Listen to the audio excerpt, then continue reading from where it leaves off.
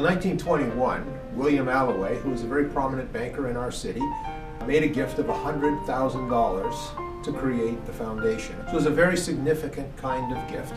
He obviously had this idea of setting aside money in an endowment fund and the income each year being used for grants. So in 1922, we made $6,000 worth of grants, which were our first 6 grants, $1,000 each.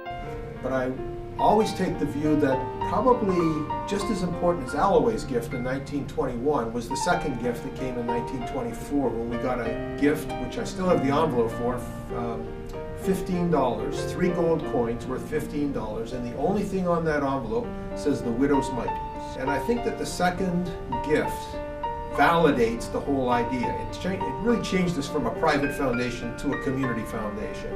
Now it's not the size of the gift, but the giving that matters, and the whole nature of who we are really was defined by the second gift more than the first gift.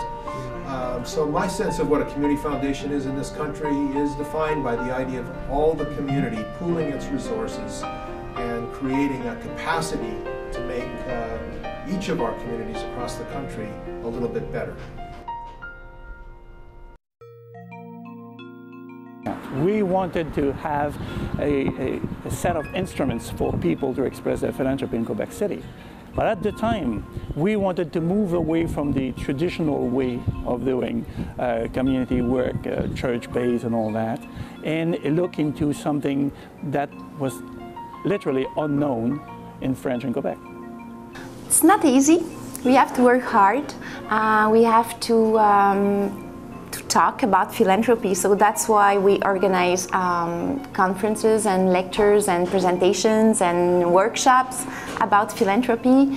So we start little, but it goes well. I think the seeds were sown in Seattle, where there was an American conference of the American Council of Foundations, to which quite a number of Canadians went. And Alistair Gamble, who had been the chief executive of the Ottawa Community Foundation, had it as a vision to form a similar type of umbrella organization for Canada. Of course, since we started, we at Community Foundations of Canada are doing so much more than we had originally envisioned. But the idea was indeed just to make sure that every community foundation had access to other community foundations who would provide them with advice and best practices and help and encouragement along the way. There was never any sense of competition. It was always collaboration, and what can we learn from each other? And we were doing some really kind of wild and crazy things in those days because the movement was so new. Peter Ackroyd came to see Monica and me in about 97, late 1997, I think, with this idea that the way Canada should celebrate and mark the millennium was to broadly engage Canadians in making gifts to their community. This was a fledgling, still relatively young, small network of organizations across the country. We came together, we put on this amazing project. We engaged over 4.6 million Canadians in more than 6,500 projects, and it was also a way for community foundations to come on to the stage in this country. And I'm excited about it. Frequently the model was, here's something we've seen, if it makes sense to you, let me tell you more about it, and you run with it if you want to run with it.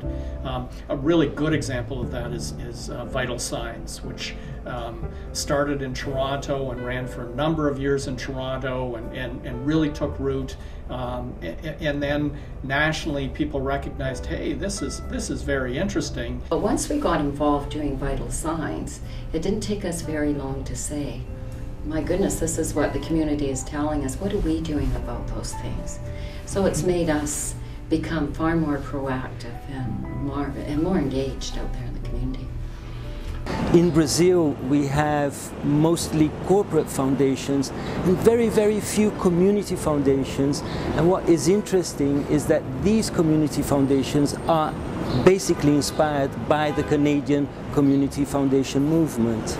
And it's very unique to have people from different continents and from different walks of life and different, speaking a lot of different languages, coming here and dealing with the issues that are so common across the globe, but coming out with hopefully more powerful solutions, better applied, and getting the leverage that's available. I think it's terrific. So if we can be associated with that, that's quite rewarding. And so because the Canadian movement has not had the large resources that the American movement has had access to, they have put more emphasis, I think, on understanding the value of their mission, understanding the power of convening, and so they have had more to say to a worldwide global movement about community foundations, community movement building, than the American model that I think actually was somewhat sidetracked by a preoccupation with garnering assets. Community foundations played a very important role in the whole question of the elimination of capital gains taxes and the gift of securities. When I was first approached by Don Johnson, who took this on as a crusade, I was immediately attracted to it, but there was huge opposition within the Department of Finance. And so I went out and talked to, some very influential organizations that I really respected. And, first and foremost among them was the Community Foundations of Canada. And I said, look, if we do this, are you suddenly going to find out that you're not going to get any benefit from it? And in fact, it may deprive you of charitable revenues because there might be a misallocation. They came back and said, no, if you do this, it's really going to have a very positive effect on charitable giving and on a much wider spectrum than what you're being told. And it really was that advice that gave me the ammunition to go back to the department and overrule them and say, no, we're going to do this. And so I can tell you, and I'm delighted to hear that it's had such a favorable effect. I'm told, in fact, that it ranks in the top 3 lists of donors to the foundations, and that makes me feel very, very good. I'm very excited about the Community Foundation movement. I think the potential for this movement to grow and expand and do lots of good work it's all low-hanging fruit to me. There's just so many opportunities. And I think having contributed close to $6 million now toward the improvement of quality of life in Greater St. John, the board of directors of today and of all the past boards can probably feel quite proud of some of the support that they've been able to give to our community. So that vision that has a sense of reality but always holds out more in front of us is challenging and exciting in the very best ways. But I get to meet some incredibly wonderful, wonderful people. Whether it's the people that work in the agencies, whether it's the donors, whether it's our board members that are volunteering their time, whether it's the staff that I work with that work in this organization and other charities because they truly, truly care. I mean, that's a gift.